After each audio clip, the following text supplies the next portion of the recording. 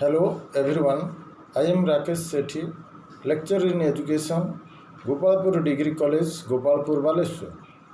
We are going to discuss about the topic General Principles of Teaching.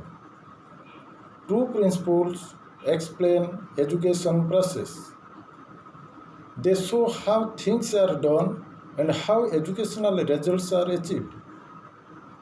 For the teacher, a principle, when it is understood and accepted, serves in important ways to guide his reflective thinking and his choice of activities or actions. Before introducing a lesson or a topic, a teacher should keep some principles of teaching in his or her mind. General principles of teaching. The teacher should follow general principles of teaching while delivering lesson in the classroom. Teaching will good when it is based on the psychology of learning. This is based on the concept that the child is made the center of the educative process. Teaching will effective when it is well planned. Teaching will fruitful when the learner is made conscious of the goals or aims to be accomplished. Learning will interesting when it provides learning experience or situations that will ensure understanding. Teaching will live when there is provision to meet the individual differences. Teaching will best when it utilizes the past experience of the learners. Teaching will motivational when the learner is stimulated to think and to reason. Teaching will enjoyable when it is governed by democratic principles. Instead of these, some points of general principles should be kept in mind. Point number 1. Principles of definite objectives. Aims and objectives are the guiding force for the teacher. Each topic should have a definite objective. The objective should be clear and defined properly. A definite objective helps a teacher to teach the topic well. The students also learn it in a better manner. No instruction is possible without clear teaching technique, without clear teaching objectives, and without definite objectives. Without definite and clear objectives, the teaching learning program will be ended in smoke. Definite objectives make teaching learning activities interesting, effective, and meaningful. Point number 2. Principles of flexibility. Teaching is a process of interaction between teachers and students. It is a process which is performed by teachers and students. Though teaching is a lively process, it should be adaptable and flexible. Teachers should adopt a dynamic and flexible method of teaching for the students. Teaching should be arranged on the basis of circumstances and environment of the classroom. Point number 3. Principles of democratic behavior. Democratic behavior of the teacher is considered the most appropriate approach for the development of personality of the students. It provides an opportunity for the independent thinking of students. Democratic system develops the qualities of self-confidence, self-respect, and self-dependence among the students. Hence, teachers should follow democratic approach in teaching, because democratic approach develops the knowledge of the students. Point number 4. Principles of activities. Students are active in nature. Teaching is an active process between the teacher and the students. There is an interaction between teacher and taught, and the teacher provides knowledge to the students, and the students receives knowledge and retains it in their mind. Students should be given opportunities to learn by doing. Learning becomes active if the student is made active physically and mentally. So teaching should be organized in such a way that it will provide maximum opportunities to the child to learn by doing. Point number 5. Principles of individual differences. No two individuals are alike in the world. One individual differs from other physically, psychologically, socially, emotionally. Individual differences are two types, such as inter-individual differences and intra-individual differences. While teaching, a good teacher should keep in mind the individual differences of his students. On the basis of individual differences of the students, the teacher should impart new knowledge, information, facts, theories to the students.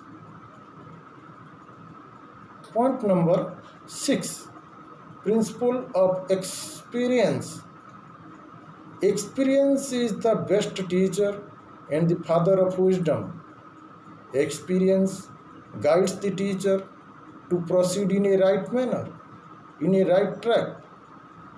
While teaching, before imparting instruction to the students, the teacher should know the previous knowledge of the students. On the basis of past knowledge, previous abilities, capacities and experience of the student, teacher provides new knowledge. As a result, the students will understand the subject matter better. Point number 7. Principles of child-centered teaching. The child is the key of the teaching learning program. Teacher is a mental doctor and a subject specialist. The hand of the teacher destroys the impurities of the world, and the touch of the teacher makes the base metal into gold. Before prescribing any instruction or knowledge to the student, he or she should know the past knowledge, abilities, interest, attitude, aptitudes of the students. So a good teacher teaches on the basis of abilities, needs, aptitude, experience and mental level of the learners, so that the teaching learning program will be effective, interesting and fruitful. Point number 8. Principle of correlation. Correlation and coordination between different subjects develops knowledge of the students. There should be correlation and coordination between different subjects. Subjects like science, arts, music, etc. should be linked together. In the same way, a topic should be linked to other topic of the same subject. The teacher should not teach in watertight compartments. Teaching implies that learning must be linked with the life of the learners. Point number 9. Principles of relation with actual life situation. The teacher should present new knowledge, keeping relation with the actual life of the students. Students learn those activities and contents which appear useful to them in their practical life. So the teacher must follow this principle. Point number 10. Principle of planning. Planning is the process of thinking about the activities required to achieve a desired goal. It is the first and foremost activities to achieve desired results. Therefore, before actual teaching, proper planning is necessary. Proper planning requires selection, division, and revision of contents. Point number 11. Physical and social cultural environments.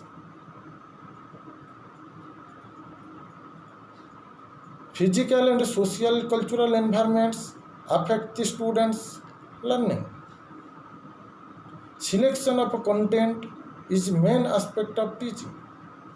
Content of the subject should be selected on the basis of objects. Teachers should select content as per the objectives on own ability to impart knowledge and students' capacity to receive the content knowledge. Point number 12. Principle of environment. Physical and social cultural environments affect students' learning. The teacher should pay proper attention to the cleanliness, ventilation, light arrangement, and sitting arrangement in the class. Teacher-teacher, principal-teacher, and pupil-teacher relationship, classroom interaction, discipline of the school, discipline of this class are the factors that influence the teaching and learning program. A conducive environment and mutual cooperation develops the classroom instruction. Point number 13. Principle of proper strategy. Proper strategies make the teaching learning program lively and interesting. An efficient teacher should select and apply proper and suitable teaching strategies for teaching. Point number 14. Principles of remedial teaching. The objectives of remedial teaching is to give additional help to pupils who have learning problems and who are lagging behind. A teacher should provide remedial teaching in order to overcome the shortcomings and weakness of the students. Remedial teaching corrects the defects, corrects the weakness of the students. So, proper remedial teaching should be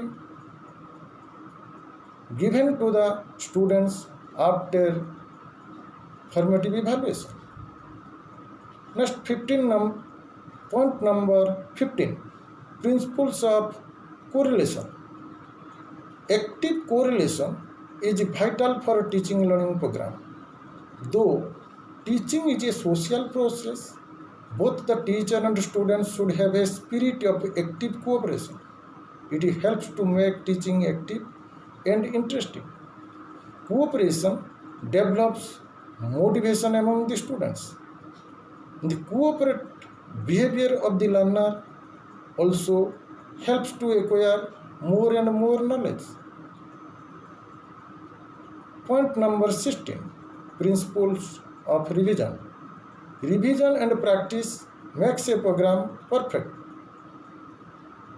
There must be proper revision of the content for development of knowledge and the retention power of students. Proper exercise should be done. It is said, practice makes a man perfect. So, more and more opportunities should be provided to the students how to practice the content knowledge in order to develop the knowledge and thinking power of the students. Thank you.